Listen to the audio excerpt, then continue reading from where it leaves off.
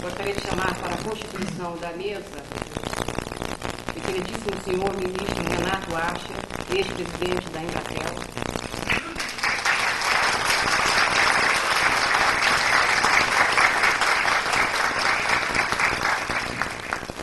Excelentíssimo senhor Dr. Luiz Antônio Barreto, secretário de Estado de Cultura de Sergipe.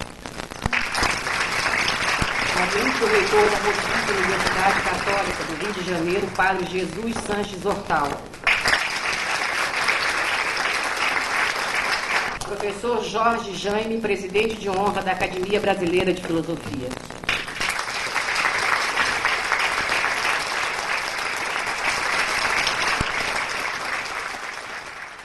Professor Aquiles Cortes Guimarães, membro eleito da nova diretoria da Academia Brasileira de Filosofia. Professor Gerd Bornheim, membro eleito da nova diretoria da Academia Brasileira de Filosofia.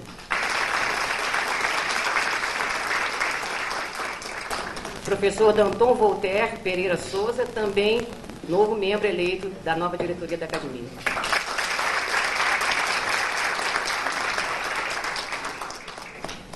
Nós gostaríamos de anunciar a presença do ilustríssimo senhor professor Elmer Barbosa, diretor do Departamento Nacional do Livro, do excelentíssimo senhor Dr. Carlos Zafra Aciolo, cônsul-geral da República Argentina no Rio de Janeiro, excelentíssimo senhor Dr. Ismael da Silva, cônsul-geral de Angola, ilustríssimo senhor Paulo Bittencourt, representando o reitor do Cefet, e ilustríssimo senhor John Howard, secretário executivo da Conferência Nacional de Cultura.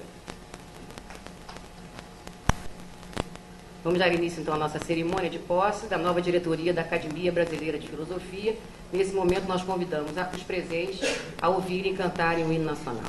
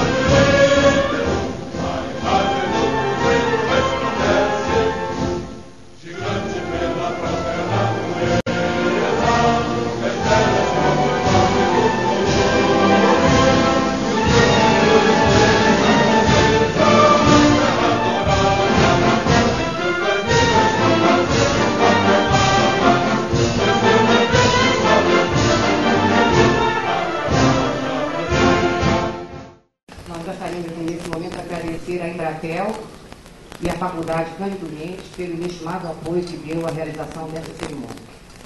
Na impossibilidade de procedermos à leitura de toda a correspondência que nos chegou, nós vamos fazer a leitura de uma pequena amostra dos telegramas recebidos.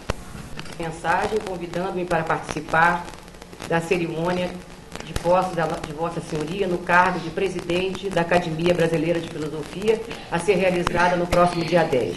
Impossibilitado de comparecer por estar em viagem oficial ao exterior, agradeço a gentileza do convite e apresento meus cumprimentos e votos de uma feliz gestão na missão que ora se inicia. Atenciosamente, Dr. Paulo Renato Souza, Ministro de Estado de Educação e do Desporto. Afonso Romano de Santana, Presidente da Biblioteca Nacional. Tenho o prazer de dirigir-me a Vossa Senhoria para, em nome do Dr. Edmar Baixa, Presidente do BNDES, desejar-lhe pleno êxito nas funções de Presidente da Academia Brasileira de Filosofia, votos estes extensivos à nova diretoria e informar-lhe que, devido a compromissos assumidos anteriormente, não será possível comparecer à posse dessa diretoria. Pedro da Mota Veiga, chefe de gabinete do presidente do BNDES. Impossibilitados de comparecer à posse da nova diretoria dessa Academia de Filosofia, agradeço o amável convite, cumprimentando a todos os empossados, na certeza que contribuirão para o progresso do desenvolvimento dos estudos filosóficos. Atenciosamente, deputado Sérgio Cabral Filho, presidente da ALERJ. Cumprimento o prezado amigo pela sua posse, desejando os melhores votos. João Paulo de Almeida Magalhães. Em nome da Universidade Gama Filho e no meu próprio, tenho o prazer de felicitá-lo, bem assim os integrantes da nova diretoria, pela cerimônia de posse programada para o dia 10. Estou certo da elevada contribuição da academia ao campo da filosofia em nosso país. Parabéns à Academia Brasileira de Filosofia pela nova diretoria. Sampaio, muito êxito, muita sorte e uma brilhante gestão te deseja Tezuka Yamazaki, elenco e técnicos do filme Um Grito de Amor. Estamos filmando e não podemos comparecer pessoalmente. Parabéns. Eu queria passar a palavra agora ao Dr. Gerardo Melo Mourão, atual presidente da Academia Brasileira de Filosofia, para a abertura dos trabalhos. Antes de dar início aos trabalhos, eu pediria a dona Noeli de Andrade, viúva de nosso saudoso companheiro Almir de Andrade, o primeiro que nos deixou, desde que a academia existe, que ela viesse tomar parte na mesa representando aquele saudoso e inesquecível companheiro.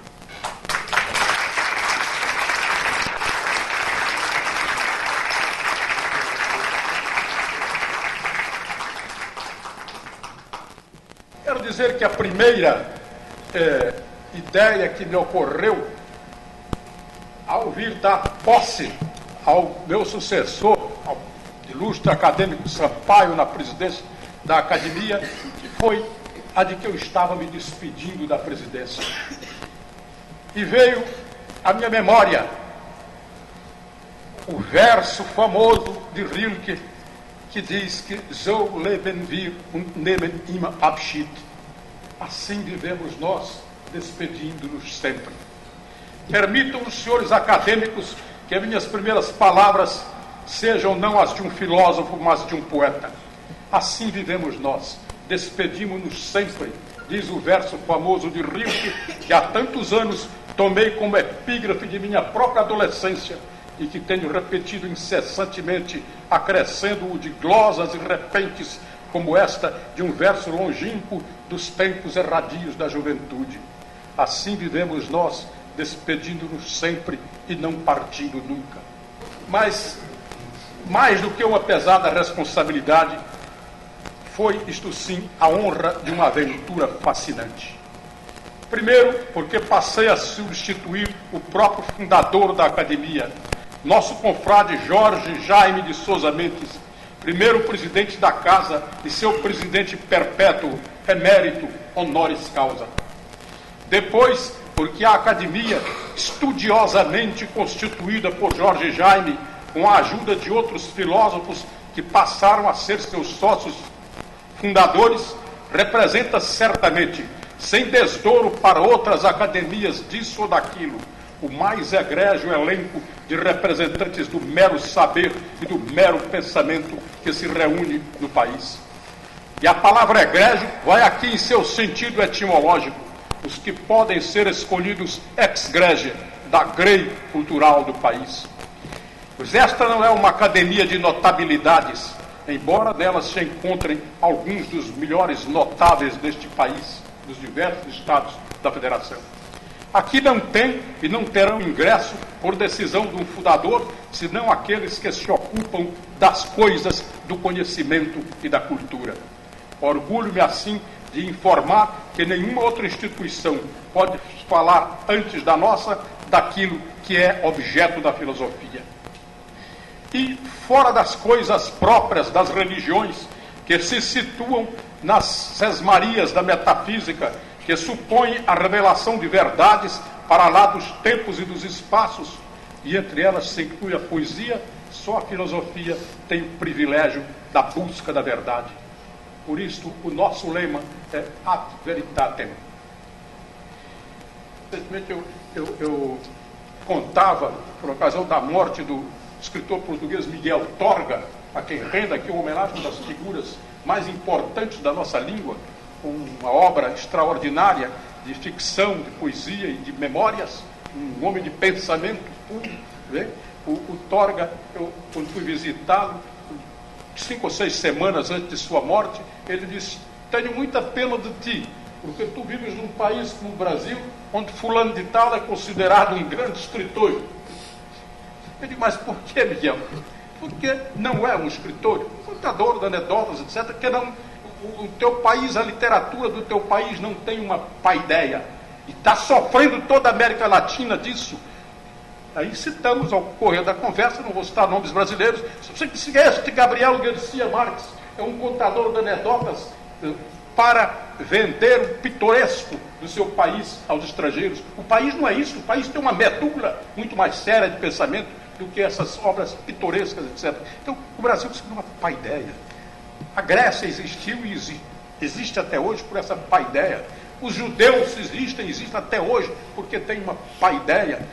Israel, toda a grandeza e a permanência de Israel no mundo se deve muito menos ao dinheiro que os israelenses injetam nos seus grandes templos, deve-se muito mais a Isaías, Jeremias, Ezequiel, Daniel, Osés e Abacuque, aqueles que fundaram a medula do pensamento de um povo que permanece unido.